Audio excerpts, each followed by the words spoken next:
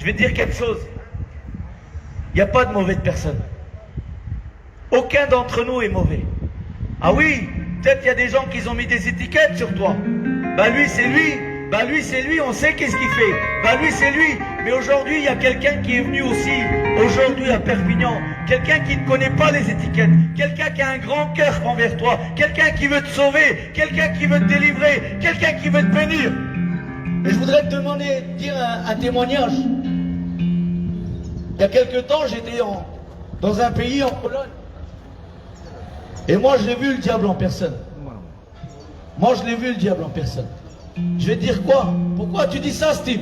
Ouais, je vais te le dire pourquoi je dis ça.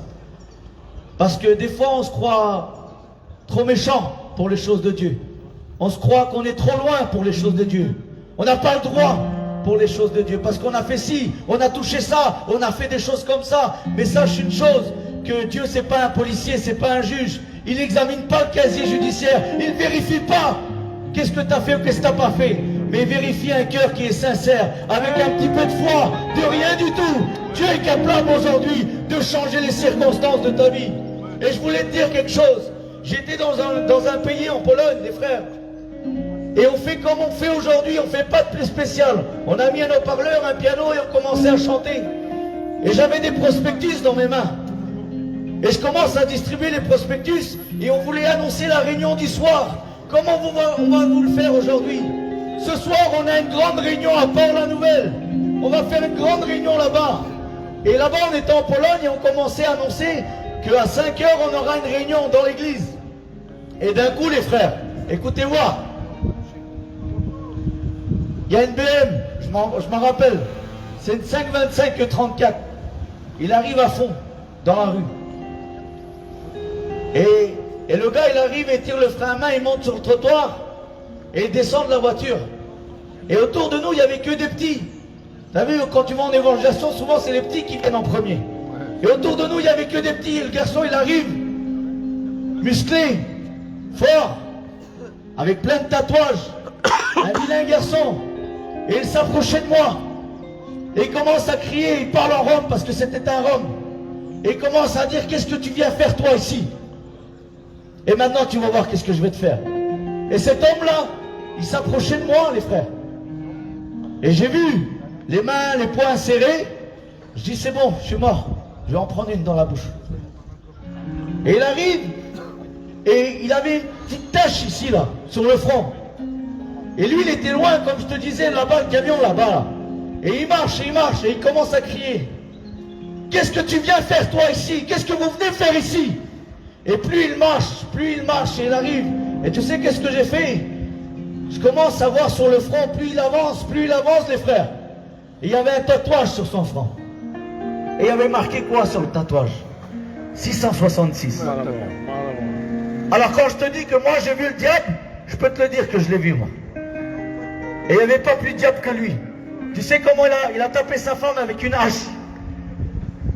Il était connu de la police, connu des commissariats, connu de partout.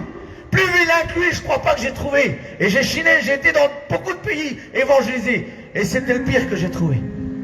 Et il arrive là comme ça, et je ne vous cache pas ma peur, j'ai eu peur. Et j'ai commencé à fermer l'œil, et j'ai préparé la joue. Parce que je savais qu'il allait me la mettre. Et quand il arrive là-bas, un petit garçon comme lui là, il m'a sauvé la vie. Il était à côté de moi, et je lui avais donné un prospectus au petit. Et je dis, viens ce soir à la réunion. Il m'a dit, oui, je viens. Et quand il arrive, le garçon là, 666, rappelez-vous bien, il arrive, et ça y est, je dis, je suis mort. Il arrive, le petit garçon, et il tire sur la chemise de l'homme. Et il tire sur lui, il dit, papa, arrête. Moi, je vais aller à la réunion ce soir. Adieu. Le petit garçon de 8 ans, c'est lui qui l'a arrêté. Sinon, il voulait me taper. Je vais te dire quelque chose, plus vilain que lui, j'ai pas trouvé. Et le soir, je vais te montrer la puissance et la grandeur de Dieu. Le soir, il arrive, on fait la réunion comme aujourd'hui, une réunion simple. On parle de l'évangile, on parle de Jésus-Christ, qu'il donne la paix, qu'il change, qu'il transforme et qu'il guérit.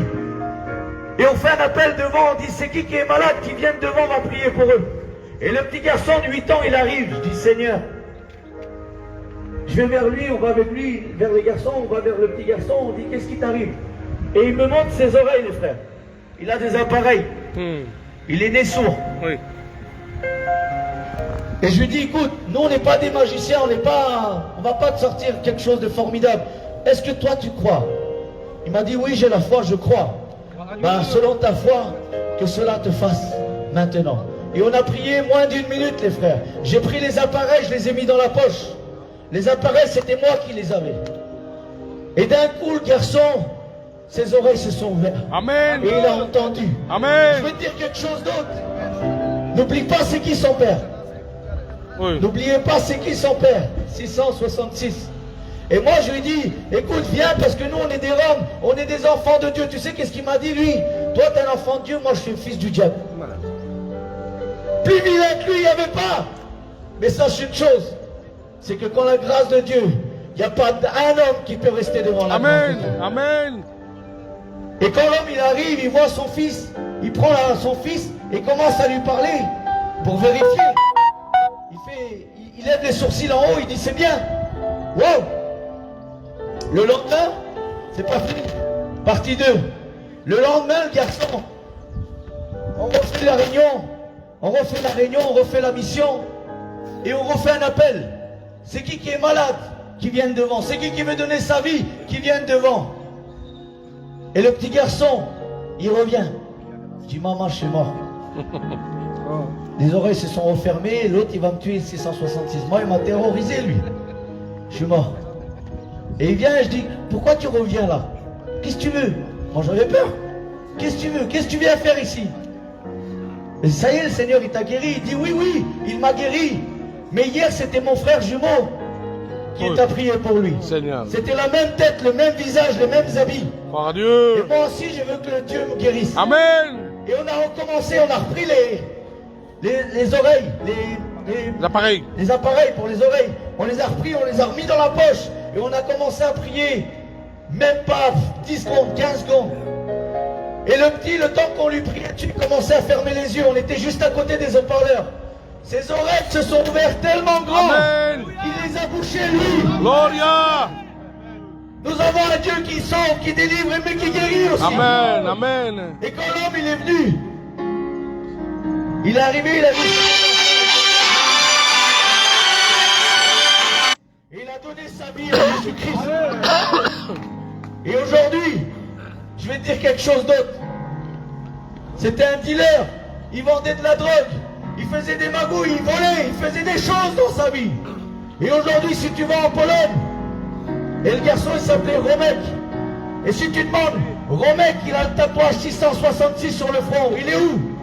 C'est qui ce Romek là? Moi j'en connais un Romek, il s'appelle le pasteur Romek. Oh.